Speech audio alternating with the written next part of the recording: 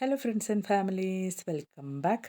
അപ്പോൾ ഇന്ന് ഞാൻ വന്നിരിക്കുന്നത് മുട്ടയും കടലയും നിങ്ങളുടെ കയ്യിലുണ്ടോ എങ്കിൽ നമുക്കൊരു സൂപ്പറായിട്ടുള്ള ഒരു സ്നാക്ക് റെസിപ്പി നമുക്ക് തയ്യാറാക്കാം കേട്ടോ. അത് നിമിഷ നേരം കൊണ്ട് തന്നെ നമുക്ക് തയ്യാറാക്കി എടുക്കാം.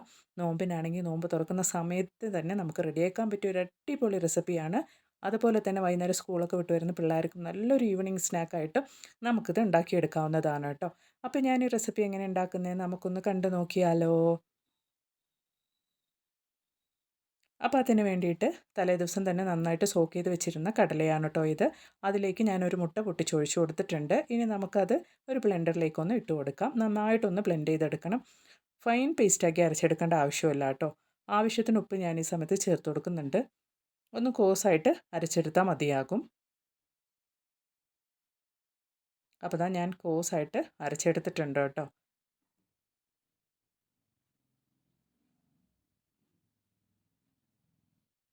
അപ്പോൾ ഇനി ഇത് നമുക്കൊരു ബൗളിലേക്ക് മാറ്റിയെടുക്കാം.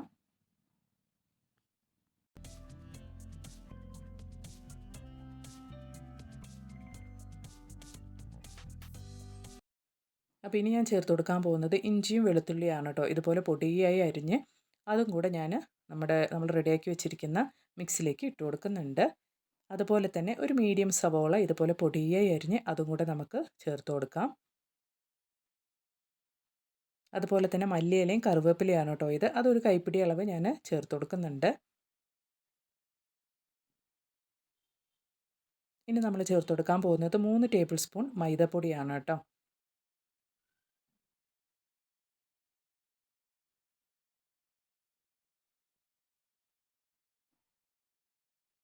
അതുപോലെ തന്നെ 3 ടേബിൾ സ്പൂൺ ബ്രെഡ് ക്രംസും കൂടി ഞാൻ ഈ സമയത്ത് ചേർത്ത് കൊടുക്കുന്നുണ്ട്.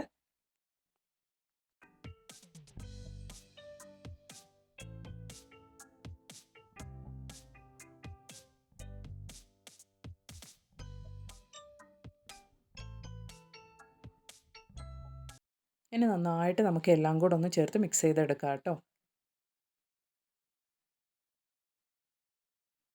അപ്പോൾ ഒട്ടും തന്നെ വെള്ളമൊന്നും ചേർക്കാണ്ട് കുഴച്ചെടുക്കണം. കാരണം നമ്മൾ മുട്ടയും കടലയൊക്കെ അടിച്ചെടുത്ത സമയത്ത് തന്നെ ആവശ്യത്തിനുള്ള വെള്ളം അതിനകത്ത് ഉണ്ടാവും കേട്ടോ. അപ്പോൾ ഞാനിതുപോലെ ഒട്ടും തന്നെ വെള്ളം ചേർക്കാണ്ട് കുഴച്ചെടുത്തിട്ടുണ്ട്. കാരണം നമ്മൾ തലേദിവസം തന്നെ സോക്ക് ചെയ്ത് വെച്ചിരിക്കുന്ന കടലയായതുകൊണ്ട്, നന്നായിട്ട് കുതിരാൻ വെച്ച കടലയായതുകൊണ്ട് അതിൽ തന്നെ ആവശ്യത്തിനുള്ള വെള്ളം ഉണ്ടാകും. അതുകൊണ്ട് നമുക്ക് പുറമെ വെള്ളം ഒഴിച്ച് കുഴക്കേണ്ട ആവശ്യമൊന്നുമില്ല കേട്ടോ. അപ്പോൾ നമ്മൾ ചേർത്ത മിക്സൊക്കെ ചേർത്ത് തന്നെ നമുക്കിത് കുഴച്ചെടുക്കാവുന്നതാണ്. ഇനി ഒരു 10 മിനിറ്റ് നമുക്ക് റെസ്റ്റ് ചെയ്യാൻ വെക്കാം കേട്ടോ. അപ്പോൾ 10 മിനിറ്റ് കഴിഞ്ഞിട്ടുണ്ട്. നമുക്കിതുപോലെ ചെറിയ ചെറിയ ബോളുകളായിട്ട് ഉരുട്ടിയെടുക്കാം കേട്ടോ. നല്ല ഷേപ്പാക്കി കട്ട്ലറ്റ് ഷേപ്പാക്കി നമുക്ക് എടുക്കാം.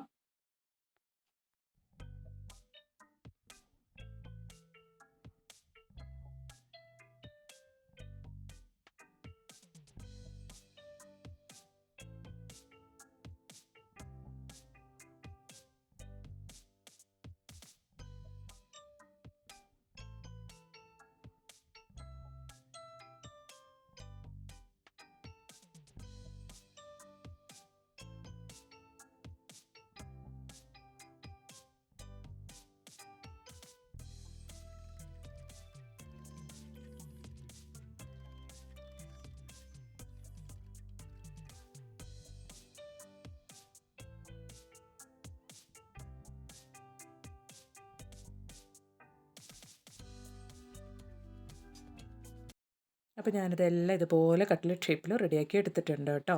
അപ്പോൾ ഇനി നമുക്ക് ചെയ്യാനുള്ളത് ജസ്റ്റ് ഒന്ന് ബ്രെഡ് ക്രംസിലൊന്ന് കോട്ട് ചെയ്തെടുക്കണം. അപ്പോൾ നന്നായിട്ടൊന്ന് പുറം ഭാഗം ക്രിസ്പിയായി കിട്ടാൻ വേണ്ടിയിട്ടാണ് കേട്ടോ ബ്രെഡ് ക്രംസിൽ കോട്ട് ചെയ്തെടുക്കുന്നത്.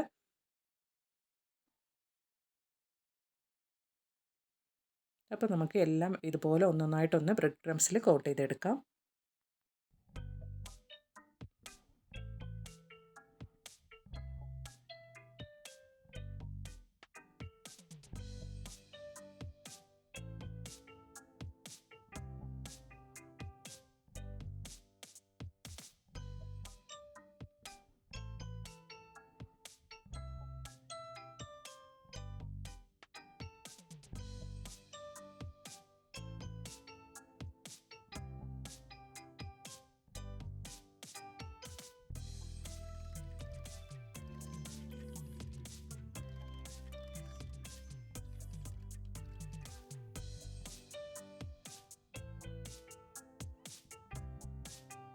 അപ്പോൾ എല്ലാ കട്ട്ലറ്റും ഞാനിതുപോലെ ബ്രെഡ് ക്രംസിൽ കോട്ട് ചെയ്തെടുത്ത് വെച്ചിട്ടുണ്ട് കേട്ടോ.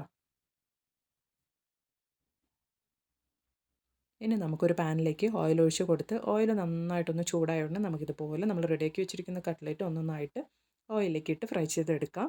അപ്പോൾ നമ്മൾ ഓയിലിലേക്ക് ഇട്ട് കൊടുക്കുന്ന സമയത്ത് ഫ്ലെയിം ഒന്ന് നന്നായിട്ട് മീഡിയമായിട്ട് വെക്കാൻ ശ്രദ്ധിക്കുക കേട്ടോ. അല്ലെങ്കിൽ പുറംഭാഗം മാത്രം വെന്ത് പോകും, ഉള്ളൊന്നും വേകാണ്ട് പോകും കേട്ടോ.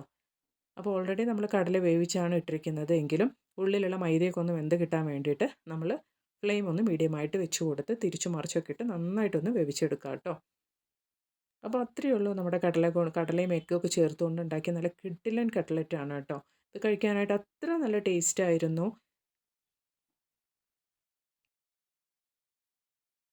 അപ്പോൾ ഈ നോമ്പിനും അതുപോലെ തന്നെ വൈകുന്നേരം ചായക്കൊക്കെ കഴിക്കാൻ പറ്റിയ ഒരു അടിപൊളി സ്നാക്ക് റെസിപ്പിയാണ് കേട്ടോ. വളരെ പെട്ടെന്ന് നമുക്ക് തയ്യാറാക്കാൻ പറ്റിയ ഒരു അടിപൊളി റെസിപ്പി തന്നെയാണ് ഇത്. അപ്പോൾ എല്ലാവരും ഇതുപോലൊന്ന് ട്രൈ ചെയ്ത് നോക്കുക കേട്ടോ. അപ്പോൾ നോമ്പ് തുറക്കുന്ന സമയത്ത് ഒരു 10 മിനിറ്റ് മുമ്പ് നമ്മൾ കടല മാത്രം വേവിച്ച് വെച്ചാൽ മതിയാകും.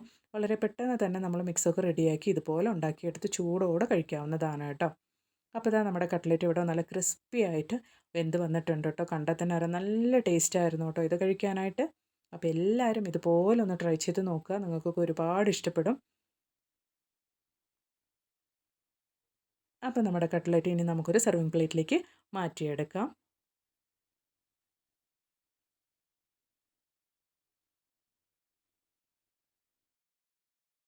അപ്പോൾ ഈ നോമ്പിന് ഇതുപോലെ ഉണ്ടാക്കി കഴിക്കാത്തവരാണെങ്കിൽ ഒരു ടൈമെങ്കിലും ഇതുപോലെ ഒന്ന് ട്രൈ ചെയ്ത് നോക്കുക കേട്ടോ. അതുപോലെ തന്നെ വൈകുന്നേര സമയം കുട്ടികളൊക്കെ സ്കൂൾ വിട്ട് വരുന്ന സമയത്ത് കടല വേവിച്ചത് മാത്രം നമ്മുടെ കയ്യിലുണ്ടെങ്കിൽ ഇതുപോലെ വളരെ പെട്ടെന്ന് നമുക്ക് ചൂടോടെ നല്ല ക്രിസ്പി ആയിട്ടുള്ള കട്ട്ലറ്റ് നമുക്ക് തയ്യാറാക്കാവുന്നതാണ് കേട്ടോ. അപ്പോൾ അതുപോലെ തന്നെ എൻ്റെ വീഡിയോ ഇഷ്ടപ്പെടുകയാണെങ്കിൽ ഒന്ന് ലൈക്ക് ചെയ്ത് സപ്പോർട്ട് ചെയ്യുക കേട്ടോ. അതുപോലെ തന്നെ എൻ്റെ വീഡിയോ കാണുന്ന പുതിയ കൂട്ടുകാർ ആരെങ്കിലും ഉണ്ടെങ്കിൽ ചാനലൊന്ന് സബ്സ്ക്രൈബ് ചെയ്ത് സപ്പോർട്ട് ചെയ്യുക. അതുപോലെ തന്നെ അടുത്തുള്ള ബെല്ലൈക്കണും കൂടെ ഒന്ന് എനേബിൾ ചെയ്ത് ഓൾ എന്ന ഓപ്ഷനും കൂടെ ഒന്ന് പ്രസ് ചെയ്ത് കൊടുക്കുക കേട്ടോ. അപ്പോൾ ഞാനിടുന്ന വീഡിയോസിൻ്റെ നോട്ടിഫിക്കേഷൻസൊക്കെ നിങ്ങൾക്ക് ലഭിക്കുന്നതാണ്.